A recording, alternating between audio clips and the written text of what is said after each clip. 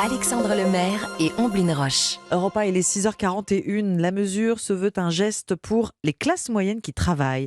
Le gouvernement a annoncé ce mercredi une revalorisation de 5,4% du barème des indemnités kilométriques. Votre invité Alexandre Olivier Moustakakis, directeur général et cofondateur d'assureland.com. Bonjour Olivier Moustakakis. Bonjour Alexandre Lemaire. Ce coup de pouce, c'est vrai, est passé un peu inaperçu au beau milieu de la contestation contre la réforme des retraites. Mais voici effectivement cette revalorisation, plus 5,4% sur l'indemnité kilométrique pour les automobilistes qui dépendent de leur véhicule pour aller au travail. Ça commence à devenir intéressant. Le barème avait déjà été relevé il y a tout juste un an. Alors c'est clairement intéressant, surtout dans un contexte où on est dans une situation où on a une inflation à plus de 6%. Donc toute mesure visant à faire gagner un peu de pouvoir d'achat aux Français est clairement à saluer. Ce sont des mesures qui vont dans le bon sens. Donc concrètement, ce sont des mesures, ça concerne environ 2 millions de personnes qui utilisent leur véhicule personnel à des fins professionnelles.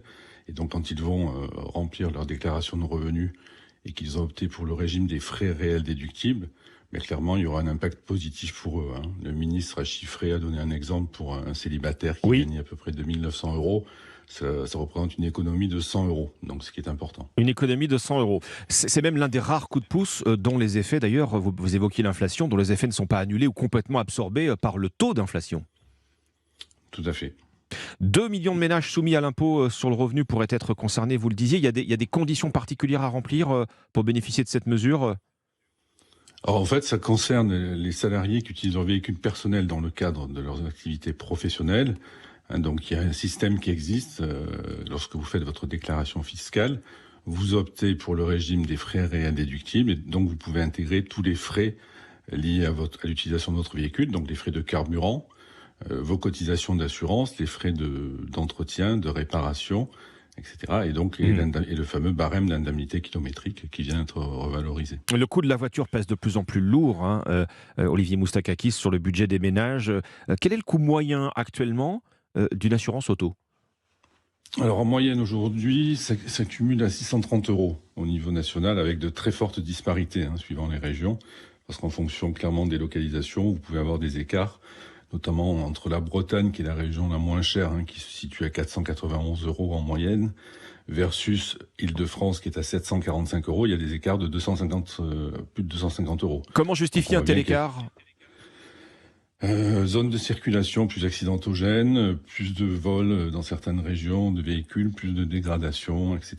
Donc l'ensemble des critères qui permettent d'établir, si vous voulez, pour les assureurs leurs tarifs. Disparité par région, disparité par tranche d'âge également, selon qu'on est jeune ou moins jeune.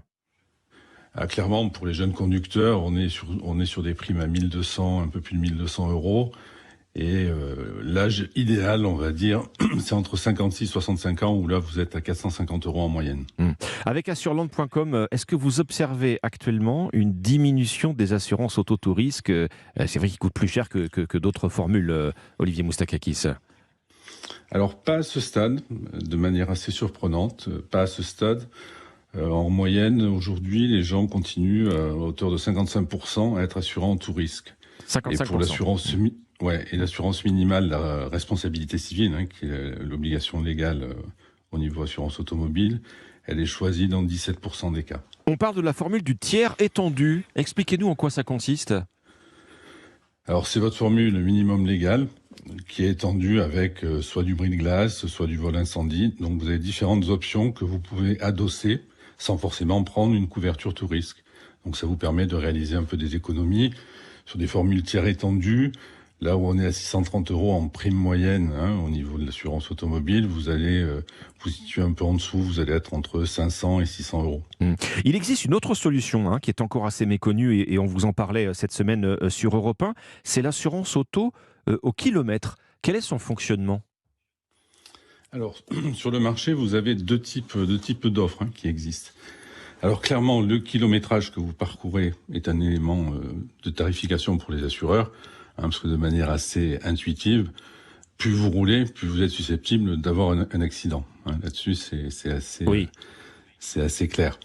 Donc il y a deux offres qui existent. Il y a des offres qu'on appelle assurance au kilomètre exact, d'accord ? Donc vous devez installer un boîtier dans votre véhicule ou qui est relié à une app sur votre téléphone mobile qui va mesurer le nombre de kilomètres réels que vous parcourez. Et la prime d'assurance va s'ajuster en fonction de vos kilomètres parcourus. Ou vous avez des offres au forfait kilométrique. Donc ça, ce sont des offres qui existent depuis longtemps. C'est proposé par l'ensemble des assureurs traditionnels. Vous définissez, alors il y a plusieurs paliers. Vous pouvez définir un palier à 4000 km par an, 6000, 8000, 10 000. Oui. Et en fonction de ça, vous allez pouvoir faire des économies. Parce que moins vous allez rouler, plus le tarif de l'assurance sera bas. Oui, donc là, on s'adresse très clairement plutôt aux petits rouleurs, Olivier Moustakakis. C'est intéressant uniquement si vous faites moins de 8000 km par an. Oui. Au-delà, ça devient plus cher. Le contexte actuel fait augmenter le prix des voitures neuves comme des voitures d'occasion. Est-ce que les contrats d'assurance auto vont être à l'avenant? Est-ce qu'ils vont suivre cette tendance à la hausse, en tout cas dans l'année qui vient? Alors, il y a déjà eu une hausse de 3%. Il y a eu aussi d'autres facteurs inflationnistes, type le coût des pièces détachées, de la main-d'œuvre qui augmente, avec le contexte en effet que vous indiquez, qui est inflationniste. Voilà. Pour autant, la sinistralité routière ne se dégrade pas. Après, on reste sur un marché qui est très concurrentiel. Il y a une compétition féroce entre les différents acteurs. Et ça, c'est le meilleur mécanisme qui permet un peu souvent de réguler les hausses, parce que dès qu'il y a une hausse trop importante, le premier réflexe que l'on a tous, c'est de résilier et d'aller chercher un autre assureur. Bon, en tout cas, des hausses qui devraient être contenues en dessous du taux d'inflation cette année encore. Complètement. Oui. Merci Olivier Moustakakis. Je rappelle que vous êtes directeur général, cofondateur d'assureland.com. Merci à vous. Merci. Europe 1, il est 6h48.